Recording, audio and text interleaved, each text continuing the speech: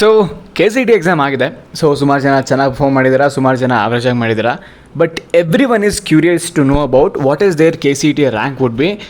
And ನಮ್ಮ score ಇಷ್ಟಿದೆ, ನಾನು ಬೋರ್ಡ್ ಮಾರ್ಕ್ಸ್ ಇಷ್ಟು ಎಕ್ಸ್ಪೆಕ್ಟ್ ಮಾಡ್ತಾ ಇದ್ದೀನಲ್ಲ, ನಾನು ಕೆ ಸಿ ಟಿ ರ್ಯಾಂಕ್ ಎಷ್ಟು ಬರ್ಬೋದು ಅನ್ನೋದ್ರ ಬಗ್ಗೆ ನಿಮ್ಮ ಕ್ಲಿಯರ್ ಎಕ್ಸ್ಪೆಕ್ಟೇಷನ್ಸ್ ಇದೆ. ಆ್ಯಂಡ್ ಅಫ್ಕೋರ್ಸ್ ನಿಮಗಾಗಲೇ ಬೋರ್ಡ್ ಎಕ್ಸಾಮ್ ಒಂದು ರಿಸಲ್ಟ್ ಬಂದಿರೋ ಕಾರಣ ಸೊ ನಿಮ್ಮ ಹತ್ರ ನಿಮ್ಮ ಮಾರ್ಕ್ಸ್ ಇದೆ. And K C T marks ಎಷ್ಟು ಬರ್ಬೋದು ಅಂತ ಒಂದು ಅಂದಾಜು ನಿಮಗೆ ಈಗ ಅನ್ಅಫಿಷಿಯಲ್ ಆಗಿ ಸಿಕ್ಕಿರ್ತಕ್ಕಂಥ ಆನ್ಸರ್ ಕೀಯಿಂದ ಸಿಕ್ಕಿದೆ.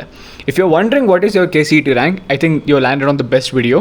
ಸೊ ನಾನು ನಿಮಗೆ ಮಾರ್ಕ್ಸ್ ವರ್ಸಸ್ ಅನಾಲಿಸಿಸನ್ನು ಕ್ಲಿಯರಾಗಿ ಕೊಡ್ತೀನಿ. ಸೊ ಯಾವ ರೀತಿ ನಿಮ್ಮ ರ್ಯಾಂಕ್ ಕ್ಯಾಲ್ಕುಲೇಟ್ ಆಗುತ್ತೆ, ಪ್ರತಿಯೊಂದ್ರ ಬಗ್ಗೆ ನಿಮ್ಗೆ ಅರ್ಥ ಆಗೋ ರೀತಿ ಡೀಟೇಲಾಗಿ ಎಕ್ಸ್ಪ್ಲೇನ್ ಮಾಡ್ತೀನಿ. ಸೊ ಗಮನ ಕೊಟ್ಟು ಕೇಳಿಸ್ಕೊಳ್ಬೇಡಿ. ಅನ್ನೋದಕ್ಕಿಂತ ಮುಂಚೆ ನೀವು ಚಾನಲ್ ಸಬ್ಸ್ಕ್ರೈಬ್ ಆಗಿಲ್ಲ, ಸಬ್ಸ್ಕ್ರೈಬ್ ಆಗಿ. ನಮ್ಮ ಇನ್ಸ್ಟಾಗ್ರಾಮ್ ಲಿಂಕ್ ನಿಮ್ಮ ಡಿಸ್ಕ್ರಿಪ್ಷನಲ್ಲಿ ಸಿಗುತ್ತೆ, ಫಾಲೋ ಮಾಡ್ಬೋದಾಗಿರುತ್ತೆ for more updates and college updates. So and ಬೇರೆ ಯಾವ ಟಾಪಿಕ್ ಮೇಲೆ ವೀಡಿಯೋ ಬೇಕು ಅಂತ ಕಮೆಂಟ್ ಹಾಕಿ, ಅದ್ರ ಮೇಲೆ ವೀಡಿಯೋ ಮಾಡ್ಕೊಡ್ತೀನಿ. ಆ್ಯಂಡ್ ಡೈರೆಕ್ಟಾಗಿ ವೀಡಿಯೋಗೋಣ ಬನ್ನಿ. ಅದಕ್ಕಿಂತ ಮುಂಚೆ ಆಫ್ಟರ್ ಕೆ ಸಿ ಟಿ ಎಲ್ಲರೂ ಮಾರ್ಕ್ಸ್ ಮತ್ತು ರ್ಯಾಂಕ್ ಬಗ್ಗೆ ಫುಲ್ ಫೋಕಸ್ ಆಗಿರ್ತಾರೆ. But real question K C T crack ಆದಮೇಲೆ ನೆಕ್ಸ್ಟ್ ಏನು ಅಂತ ನೋಡಿ. ಕಾಲೇಜ್ ಜಾಯ್ನ್ ಆಗೋದು easy, but strong career build ಮಾಡೋದು ಬೇರೆ ಸ್ಟೋರಿ. ಇಂಡಿಯಾಲಿ ತುಂಬ ಇಂಜಿನಿಯರಿಂಗ್ ಕಾಲೇಜ್ಗಳು ಇನ್ನೂ ಔಟ್ಡೇಟೆಡ್ ಸಿಲೆಬಸನ್ನು ಫಾಲೋ ಮಾಡ್ತಾ ಇದ್ದಾರೆ. ಡಿಗ್ರಿ ಮುಗಿದ್ಮೇಲೆ ಕೂಡ ಇಂಡಸ್ಟ್ರಿ ರೆಡಿ ಆಗಬೇಕು ಅಂತಂದರೆ ಸ್ಟೂಡೆಂಟ್ಸ್ಗೆ ಇಯರ್ಸ್ ತಗೊಳ್ತಾ ಇದೆ. ದಟ್ಸ್ ಬಿಕಾಸ್ ಆಫ್ ಸ್ಕಿಲ್ ಗ್ಯಾಪಿಂದ. ಸೊ ಇದನ್ನು ಸಾಲ್ವ್ ಮಾಡೋದಕ್ಕೆ ಅಂತಾನೆ ಮಿರೈ ಸ್ಕೂಲ್ ಆಫ್ ಟೆಕ್ನಾಲಜಿ ಬಂದಿದೆ. ಇದು 4 ವರ್ಷದ ಇಂಜಿನಿಯರಿಂಗ್ ಪ್ರೋಗ್ರಾಮ್ ಆಗಿರುತ್ತೆ. AICTE ಮತ್ತು UG ರೆಕಗ್ನೈಸ್ಡ್ ಆಗಿರುತ್ತೆ. ಬಟ್ ಫೋಕಸ್ ಥಿಯರಿ ಮೇಲಲ್ಲ, ರಿಯಲ್ ವರ್ಲ್ಡ್ ಸ್ಕಿಲ್ಸ್ ಮೇಲೆ. ನೋಡಿ, ಕ್ಯಾಂಪಸ್ಸು ಬ್ಯಾಂಗ್ಳೂರಲ್ಲೇ ಇದೆ. ಫೌಂಡರ್ ಬಂದುಬಿಟ್ಟು ಅರ್ಪಿತ್ ಸಾರದಾನ್ ಅಂತ. ಬಿಟ್ಸ್ ಪಿಲಾನಿ ಅಲ್ಯುಮಿನಿ ಆಗಿರ್ತಾರೆ. ನೆಕ್ಸ್ಟ್ JP Morgan ಇವರು. ಇಂಜಿನಿಯರಿಂಗ್ ಎಜುಕೇಷನ್ನ ಇಂಪ್ರೂವ್ ಮಾಡೋದಕ್ಕೆ ಅಂತಾನೆ ಸ್ಟಾರ್ಟ್ ಮಾಡ್ತಕ್ಕಂಥ ಇನಿಷಿಯೇಟಿವ್ ಆಗಿರುತ್ತೆ ಇದು. ಇಮ್ಯಾಜಿನ್ ಮಾಡಿ, 4 ವರ್ಷದ ಕಂಪ್ಲೀಟ್ ಆದಮೇಲೆ ಫಸ್ಟ್ ಇಯರ್ ನೀವು DSA web development AI tools ಜೊತೆ ಬಿಲ್ಡ್ ಮಾಡ್ತಾ ಇರ್ತೀರಾ. ಆ್ಯಂಡ್ AI ಟೂಲ್ ನೀವು real projects, chat bots, robotics, practical work ಮಾಡ್ತೀರಾ. ಆ್ಯಂಡ್ ಇಯರ್ 3 ನೀವು ಪೇಯ್ಡ್ ಇಂಟರ್ನ್ಶಿಪ್ಗಳನ್ನ ಮಾಡ್ತೀರಾ through industry connections. And year 4 degree ಜೊತೆ ಪೋರ್ಟ್ಫೋಲಿಯೋ ಮತ್ತು ಜಾಬ್ ರೆಡಿ ಸ್ಕಿಲ್ಸಿಂದ ಹೊರಗೆ ಹೋಗ್ತೀರಾ. ನನಗೆ ಸ್ಟ್ಯಾಂಡ್ ಔಟ್ ಅಂತ ಅನ್ಸಿದ್ದು ಏನು ಗೊತ್ತಾ? Free MacBook from day 1, GitHub Copilot ಮತ್ತು ಜೆಮಿನಿ ಪ್ರೋ ಇಂಟಿಗ್ರೇಷನ್ ಕರಿಕ್ಯುಲಮ್ ಇರುತ್ತೆ. ಅಡ್ಮಿಷನ್ಸ್ ಇಂಟರ್ವ್ಯೂ ನಿಮಗೆ ಇಂಡಸ್ಟ್ರಿ ಇಂಜಿನಿಯರ್ಸಿಂದ. ಆ್ಯಂಡ್ ಓನ್ಲಿ ಟಾಪ್ 12% ಅಪ್ಲಿಕೇಶನ್ ಅಷ್ಟೇ ಸೆಲೆಕ್ಟ್ ಆಗ್ತಾರೆ. ಸೊ ಕಾಂಪಿಟೇಟಿವ್ ಪಿಯರ್ ಗ್ರೂಪ್ ಸಿಗುತ್ತೆ ನಮಗೆ. ಇಂಟ್ರೆಸ್ಟ್ ಇದ್ದರೆ ಫಾಸ್ಟಾಗಿ ಅಪ್ಲೈ ಮಾಡಿ. ಏಪ್ರಿಲ್ 29 ಲಾಸ್ಟ್ ಡೇಟ್ ಆಗಿರುತ್ತೆ. ಏಪ್ರಿಲ್ 30 ನಿಮ್ಮ ಎಂಟ್ರೆನ್ಸ್ ಎಕ್ಸಾಮಿನೇಷನ್ನು ಮನೆಯಿಂದ ಸಹ ತೊಗೊಬೋದಾಗಿರುತ್ತೆ. ಲಿಂಕನ್ನು ಡಿಸ್ಕ್ರಿಪ್ಷನ್ ಮತ್ತು ಪಿನ್ ಕಾಮೆಂಟಲ್ಲಿ ಕೊಟ್ಟಿರ್ತೀನಿ. Please do check it out. Okay, so first ನಾನು ನಿಮಗೆ ಯಾವ ರೀತಿ ನಿಮ್ಮ K C T rank calculate ಆಗುತ್ತೆ ಅನ್ನೋದ್ರ ಬಗ್ಗೆ ಒಂದು ಐಡಿಯಾ ಕೊಟ್ಬಿಡ್ತೀನಿ. ಇದೊಂದು ರಫ್ ಐಡಿಯಾ. ಓಕೆ, ಸೊ ನಿಮ್ಗೊಂದು ಐಡಿಯಾ ಇರುತ್ತೆ. ಓಕೆ, ನಾನು ಈ ರೀತಿ ಬರೆದಿದ್ದೆ ಆ್ಯಂಡ್ ಈ ರೀತಿ KE ಅವರು ಕನ್ಸಿಡರ್ ಮಾಡ್ಕೊಂಡಿದ್ದಾರೆ ಆ್ಯಂಡ್ ಈ ರೀತಿ ನಮ್ಮ ರ್ಯಾಂಕ್ ಬಂದಿದೆ ಅನ್ನೋದ್ರ ಬಗ್ಗೆ ನಿಮ್ಗೆ ಸ್ವಲ್ಪ ಐಡಿಯಾ ಇರುತ್ತೆ. ಓಕೆ, ಯಾರಾದರೂ ಕೇಳಿದ್ರೆ ನೀವು ಎಕ್ಸ್ಪ್ಲೈನ್ ಮಾಡಬಹುದಾಗಿರುತ್ತೆ. ಸೊ ಫಸ್ಟ್ ಥಿಂಗ್ ಹೆಂಗಪ್ಪ ಅಂತಂದರೆ, ನಿಮಗೆಲ್ಲ ಗೊತ್ತಿರಲಿ 50% ವೇಟೇಜನ್ನು ನಮ್ಮ KE ಫಾಲೋ ಮಾಡುತ್ತೆ. ಅಂತಂದರೆ ಬೋರ್ಡ್ ಮಾರ್ಕ್ಸ್ 50%ಅನ್ನು ಕನ್ಸಿಡರ್ ಮಾಡ್ಕೊಳ್ಳುತ್ತೆ, ನಿಮ್ಮ CT ಪರ್ಫಾರ್ಮೆನ್ಸನ್ನು 50% ಕನ್ಸಿಡರ್ ಮಾಡ್ಕೊಳ್ಳುತ್ತೆ. ಆ್ಯಂಡ್ ಎರಡನ್ನೂ ಕಂಬೈನ್ ಮಾಡಿಬಿಟ್ಟು ನಿಮಗೆ ಒಂದು ರ್ಯಾಂಕ್ ಅನ್ನತಕ್ಕಂಥದ್ದು ಡಿಸೈಡ್ ಆಗಿ ಬರ್ತಕ್ಕಂಥದ್ದು. ಸೊ ನಿಮ್ಗೆ ಗೊತ್ತು ಅಂತ ಅನ್ಕೋತೀನಿ. ಸೊ ಇವಾಗ ಅದು ಹೆಂಗಾಗುತ್ತೆ ಅಂತ ಡೈರೆಕ್ಟ್ ಎಕ್ಸ್ಪ್ಲೇನ್ ಮಾಡ್ತೀನಿ, ಗಮನ ಕೊಟ್ಟು ಕೇಳಿಸ್ಕೊಳ್ಳಿ. ಫಸ್ಟು ಈ ಫೈನಲ್ ಕಾಂಪೋಸಿಟ್ ಸ್ಕೋರ್ನ ಅರ್ಥ ಮಾಡ್ಕೊಳ್ಳಿ. ಸೊ ನಿಮ್ಮ KCT ಸ್ಕೋರ್ ಏನಿರುತ್ತೆ ಫಾರ್ 180, ಅದು into 100 into 50%. This will be consider as 50%. And second ಪೀಸಲ್ಲಿ you have board examination PCM score for 300, ಅಥವಾ PCB ಸ್ಕೋರ್ ಯಾವ್ದು 300, ಅದು ಇಂಟು 100 ಇಂಟು 50%. ಇದು 50% ಎರಡು ಆ್ಯಡ್ ಆಗಿಬಿಟ್ಟು ಏನು ರ್ಯಾಂಕ್ ಬರುತ್ತೆ ಅದು ನಿಮ್ಮ ರ್ಯಾಂಕ್ ಆಗಿರುತ್ತೆ. ಓಕೆ, ಇಲ್ಲಿ ಅರ್ಥ ಮಾಡ್ಕೊಳ್ಳಿ. ಎಕ್ಸಾಮ್ KCT 50% ವೇಟೇಜ್ ಅನ್ನಲ್ಲ, ಅದರಲ್ಲಿ ಏನೇನು ಕನ್ಸಿಡರ್ ಆಗುತ್ತೆ ಅಂದರೆ physics, chemistry, mathematics, biology total 180 marks, no negative marks ಇರುತ್ತೆ. ಆ್ಯಂಡ್ ಅದೇ ಇದಕ್ಕೆ ಬರೋದಾದರೆ physics, chemistry, mathematics total 300 marks ಇರುತ್ತೆ. ಓಕೆ, ಇಲ್ಲಿ ನೋಡಿ ವರ್ಕ್ಡ್ ಎಕ್ಸಾಂಪಲ್ ಅರ್ಥ ಮಾಡ್ಕೊಳ್ಳಿ. ಇಲ್ಲಿ ಹೆಂಗೆ ಕ್ಯಾಲ್ಕುಲೇಟ್ ಆಗಿದೆ ಅಂತ ಎಕ್ಸ್ಪ್ಲೇನ್ ಮಾಡ್ತಾ ಇದ್ದೀನಿ. ಸ್ಟೂಡೆಂಟು ಲೆಟ್ಸ್ ಸೇ 130 ಸ್ಕೋರ್ ಮಾಡಿದ್ದಾನೆ ಇನ್ KCT ಫಾರ್ 180 ಅಂದ್ಕೊಳ್ಳೋಣ. So 130 divided by 80 into 100 is 72.2%. ಆಯಿತಾ? ಇದು ನಿಮ್ಮ KCTದು ಪರ್ಸೆಂಟೇಜ್ ಆಗಿರುತ್ತೆ. ಆ್ಯಂಡ್ ಬೋರ್ಡ್ದು ನೀವು 255 ತೆಗೆದಿರೋದು ಅಂದ್ಕೊಳ್ಳಿ 300ಗೆ. 255 divided by 300 which is approximately 85% ನಿಮ್ಮ ಬೋರ್ಡಲ್ಲಿ. ಓಕೆ, ಇವಾಗ ಕಂಪೋಸಿಟ್ ಸ್ಕೋರ್ ಹೆಂಗೆ ಬರುತ್ತೆ? 72.2 into 0.5 which is 50%. And then 85.85 into 0.5 which is 50%. 36.1 plus 60 42.7 which is 78.6 percent ಬಂದಿರುತ್ತೆ. ಎಕ್ಸ್ಪೆಕ್ಟೆಡ್ ರ್ಯಾಂಕ್ ನಿಮಗೆ 2500 to 4000 ಮಧ್ಯೆ ಬರ್ಬೋದು. Okay, because CT score crazy ಇದೆ, ಇಲ್ಲಿ 130 ಇದೆ. ಸೊ ಇದರದೇ ಡೀಟೇಲ್ ಆಗಿ ಬ್ರೇಕ್ ಡೌನ್ ನೋಡೋಣ, ಯಾವ ಮಾರ್ಕ್ಸ್ಗೆ ಆ್ಯಂಡ್ ಯಾವ ಪರ್ಸೆಂಟೇಜ್ಗೆ ಏನು ರ್ಯಾಂಕ್ ಬರಬಹುದು ಆ್ಯಂಡ್ ಅದರ ರೇಂಜ್ ಏನು ಅಂತ. ಓಕೆ, ಸೊ ಇವಾಗ ಎಕ್ಸ್ಪೆಕ್ಟೆಡ್ ರ್ಯಾಂಕ್ ಹೆಂಗಿರುತ್ತೆ ಅಂತ ನನಗೆ ಎಕ್ಸ್ಪ್ಲೇನ್ ಮಾಡ್ತೀನಿ. Ignore this rank zone. ಸುಮ್ಮನೆ ಇದನ್ನ AI ಕೊಟ್ಟಿದ್ದೆ, ಅವಾಗ ಬಾಯ್ ಬಂದಿದ್ದ ಇದು ಮಾಡಿದೆ. But rest of the data is accurate. Okay, so observe ಮಾಡಿ ಇಲ್ಲಿ. ಸೊ KCT ಸ್ಕೋರ್ ಏನು ಮತ್ತು ಪರ್ಸೆಂಟೇಜ್ ಎಷ್ಟು KCTದು ಆ್ಯಂಡ್ ನಿಮ್ಮ ಎಕ್ಸ್ಪೆಕ್ಟೆಡ್ ರ್ಯಾಂಕ್ ಏನಾಗ್ಬೋದು in general. Okay, that is the clear thing which you supposed to observe here.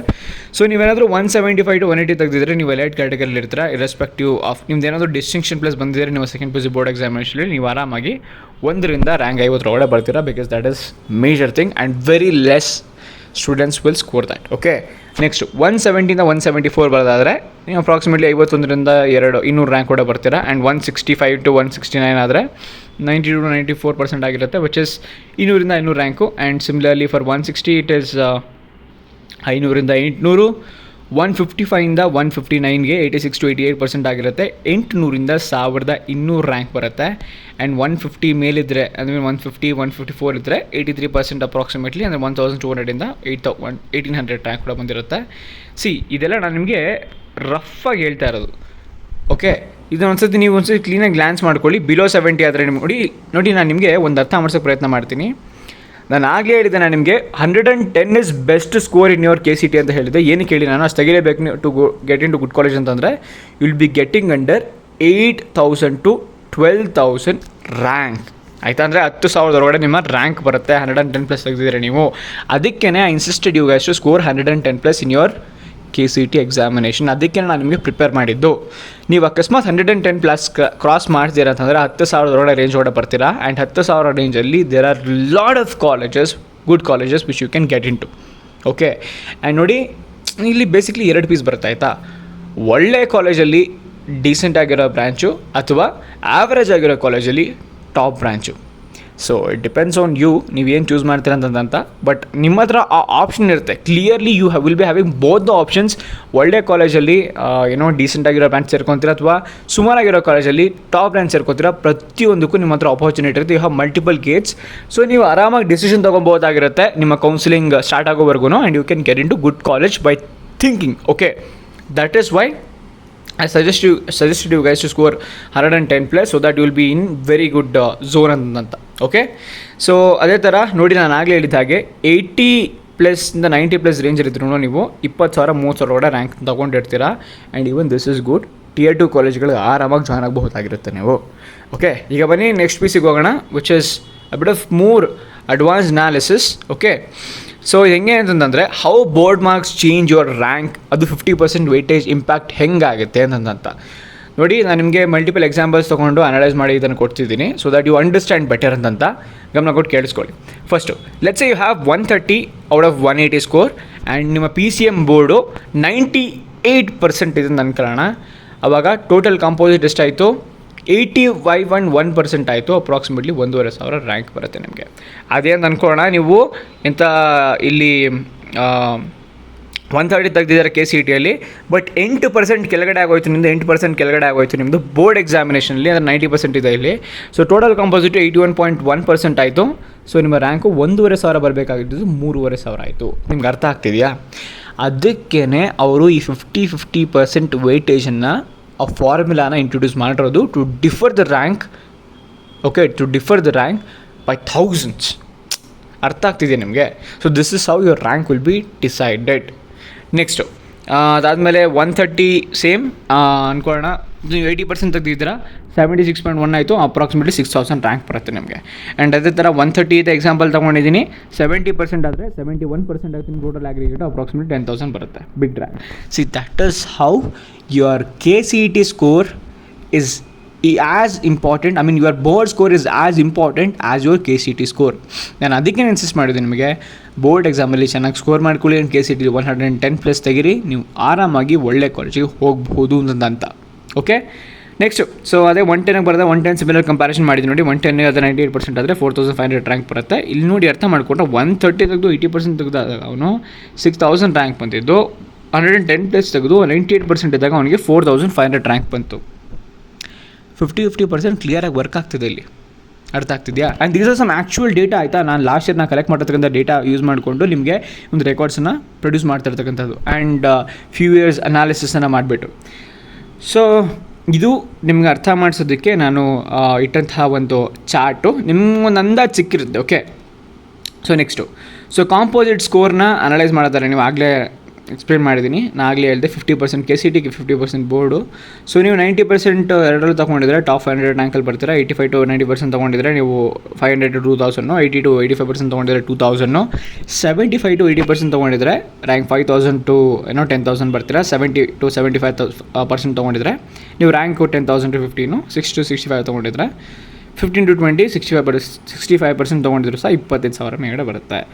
65% ತೊಗೊಂಡಿದ್ರು by adding both of them you will be getting 65%, 25,000 rank. It is decent rank. tier 2 ಕಾಲೇಜ್ಗಳಿಗೆ ಹೋಗ್ಬೋದು ನೀವು. Okay, so ಬನ್ನಿ ಇವಾಗ ಒಂದು ಸಣ್ಣ ಅನಾಲಿಸಿಸನ್ನು ಮಾಡಿ ತೋರಿಸ್ತೀನಿ ನಿಮಗೆ ಯಾವ್ಯಾವ ಕಾಲೇಜ್ ಏನೇನು ಅಂತ. This is just give you some idea. Okay, this is not the exact thing, just to give you some idea. I'll do detailed analysis over it like in upcoming videos. ನೀವೇನು ಬೇಕು ಕೇಳಿ ಅದ್ರ ಬಗ್ಗೆ video ಮಾಡ್ಕೊಳ್ಳೋಣ. So Tier 1 Engineering College KCT 2025 closing ranks. CSE best branch. Okay, EC ಮತ್ತು CSE ತೊಗೊಂಡಿದ್ದೀನಿ. For general category ತೊಗೊಂಡಿದ್ದೀನಿ ನಿಮಗೆ ಸದ್ಯಕ್ಕೆ. ನೀವು ಅಬ್ಸರ್ವ್ ಮಾಡಿದ್ರೆ RV college is one of the top colleges in our Karnataka and which accepts 234 maximum ranking. Okay, that is the maximum that they are taking in intake for category general. 234 last year second extend ರೌಂಡ್ವರೆಗೂ ಸಹ ಅಷ್ಟೇ ಆಯಿತಾ. And PSU ಒಂದು second ಇದ್ರಲ್ಲಿ ಬರುತ್ತೆ 934 and BMS 1200 and MS Ramaiah 1800. So ಈ ಥರ differ ಆಗ್ತಾ ಹೋಗ್ತಾ ಇರುತ್ತೆ. But B cautious that this is just generic data. ನೀವು ಆ್ಯಕ್ಚುಲಾಗಿ ಕಟ್ ಆಫನ್ನು ಇಟ್ಕೊಂಡು ನೋಡಿದ್ರೆ ರ್ಯಾಂಕ್ಗಳು ಇನ್ನೂ ಕಡಿಮೆ ಇರ್ತವೆ. Okay, just giving you some high level overview. ಇದ್ರ ಬಗ್ಗೆ ಡೀಟೇಲಾಗಿ ಮಾತಾಡೋಣ. This is not the right video to talk about it. And then branch wise KCT cut ಆಫ್ನ ನೀವೇನಾದ್ರು ನೋಡಿದಾರೆ ಟಾಪ್ ಕಾಲೇಜ್ಗಳಿಗೆ. ಸೊ ನೀವೇನಾದರೂ ಒಳ್ಳೆ Tier 1 ಕಾಲೇಜ್ಗಳು ಬೇಕು CSE ಮತ್ತು AIML ಅಂತಂದರೆ you should have the rank below 3000. And then data science ಬೇಕು which is booming sector, basically growing sector ಆಗಿರುತ್ತೆ. ISC ಬೇಕು ಅಂತಂದರೆ ನಿಮಗೆ ರ್ಯಾಂಕ್ 4000 ಒಳಗಡೆ ಬೇಕಾಗಿರುತ್ತೆ. ಆ್ಯಂಡ್ EC EEE ಬೇಕು ಅಂತಂದರೆ 3000 13,000 ರ್ಯಾಂಕ್ ಇದ್ದರೆ ನಡೆಯುತ್ತೆ. ಆ್ಯಂಡ್ ಸಿವಿಲ್ ಮೆಕ್ಯಾನಿಕಲ್ಗೆಲ್ಲ 10,000 40,000 ಟಾಪ್ ಇಂಜಿನಿಯರಿಂಗ್ ಕಾಲೇಜ್ಗಳಲ್ಲಿ. Okay, next. ಸೊ ಇದು ಬೇರೆ ಬೇರೆ ಕೋರ್ಸ್ಗಳು. ನೀವು ಯಾವ್ಯಾವ ಕೋರ್ಸ್ಗಳಿಗೆ ಹೋಗಬೇಕು ಅಂತಂದರೆ ಏನು ರ್ಯಾಂಕ್ ಇರಬೇಕು ಗೌರ್ಮೆಂಟ್ ಕಾಲೇಜ್ಗಳು ಮತ್ತು ಬೇರೆ ಬೇರೆ ಕಾಲೇಜ್ಗಳಿಗೆ ಅಂತಂದರೆ. ಸೊ ಬಿ ಫಾರ್ಮಾಗಿ ಹೋಗಬೇಕು ಅಂತಂದರೆ ನಿಮ್ಮ ಗೌರ್ಮೆಂಟ್ ಕಾಲೇಜ್ಗಳಿಗೆ ಹೋಗಬೇಕು ಅಂತಂದರೆ ನಿಮ್ಮ ರ್ಯಾಂಕು 5,000ಕ್ಕಿಂತ ಕಡಿಮೆ ಇರಬೇಕು. Be former ranking. ಅದಾದಮೇಲೆ ಪ್ರೈವೇಟ್ ಕಾಲೇಜ್ಗಳಿಗೆ 5,000 to 15,000 and government aided private ಕಾಲೇಜ್ಗಳಿಗೆ 15,000 ಅಲ್ಲ ಗುಡ್ ಪ್ರೈವೇಟ್ ಕಾಲೇಜ್ಗಳಿಗೆ 15,000 to 40,000 ರ್ಯಾಂಕ್ ಬೇಕಾಗಿರುತ್ತೆ. ಅದೇ BSc ಅಗ್ರಿಕಲ್ಚರ್ಗೆ ಬರೋದಾದರೆ ಸೊ ಬೇಸಿಕ್ಲಿ ಇಲ್ಲಿ 3 ಕಾಲೇಜ್ಗಳನ್ನ ತೊಗೊಂಡಿದ್ದೀನಿ. ಒಂದು US Bangalore government less than 3,000. Dharwad ಮತ್ತು ರಾಯಚೂರಲ್ಲಿ ನಿಮಗೆ 3,000 to 8,000 ಬೇಕಾಗುತ್ತೆ ರ್ಯಾಂಕು. ಮತ್ತು ಪ್ರೈವೇಟ್ ಅಗ್ರಿಕಲ್ಚರ್ ಕಾಲೇಜ್ಗಳಿಗೆ 8,000 to 30,000 ಇದ್ರೂ ನಡೆಯುತ್ತೆ. ಓಕೆ, ನರ್ಸಿಂಗ್ ಹೋಗಬೇಕು ಅಂತ ಅಂದ್ಕೊಂಡಿದ್ರೆ ನೀವು BSc ನರ್ಸಿಂಗ್ ಈ ಥರ ಮಾಡಬೇಕು ಅಂತ ಅಂದ್ಕೊಂಡಿದ್ರೆ ಸೊ ಗೌರ್ಮೆಂಟ್ ಆದರೆ ಲೆಸ್ ದೆನ್ 8,000 ಬೇಕಾಗುತ್ತೆ. ಟಾಪ್ ಪ್ರೈವೇಟ್ ನರ್ಸಿಂಗ್ ಕಾಲೇಜ್ಗಳಿಗಾದರೆ ನಿಮಗೆ 8,000 to 25,000. So BSc biotech micro ಎಲ್ಲ ಮಾಡ್ತೀನಿ ಅಂತಂದರೆ 15,000 to 50,000 ರ್ಯಾಂಕು ಬೇಕಾಗಿರುತ್ತೆ ನಿಮಗೆ. ಸೊ ನೆಕ್ಸ್ಟು ಇದೊಂದು just give you some strategy, but ಇದ್ರ ಬಗ್ಗೆ ನಾನು ಇವಾಗ ಮಾತಾಡೋದಿಲ್ಲ. And these are some extra stuff that have added. So counselling process ಬಗ್ಗೆ ಡೀಟೇಲಾಗಿ ಎಕ್ಸ್ಪ್ಲೇನ್ ಮಾಡ್ತೀನಿ. So this is the video. So ನಿಮಗೇನು ಅನ್ನಿಸ್ತು ಅಂತ ಕಮೆಂಟ್ ಹಾಕಿ. ನಿಮಗೇನಾದ್ರು ಪರ್ಟಿಕ್ಯುಲರಾಗಿ ಏನಾದರೂ ಬೇಕು ಅಂತಂದರೆ ನಾನು ಇನ್ಸ್ಟಾಗ್ರಾಮಲ್ಲಿ ಫಾಲೋ ಮಾಡಿ ನನಗೆ DM ಮಾಡ್ಬೋದಾಗಿರುತ್ತೆ. If it all it is serious I'm gonna definitely reply and then help you guys out. So all the very best guys. See you in the next video. Keep running, keep following. Thanks for watching. Bye bye.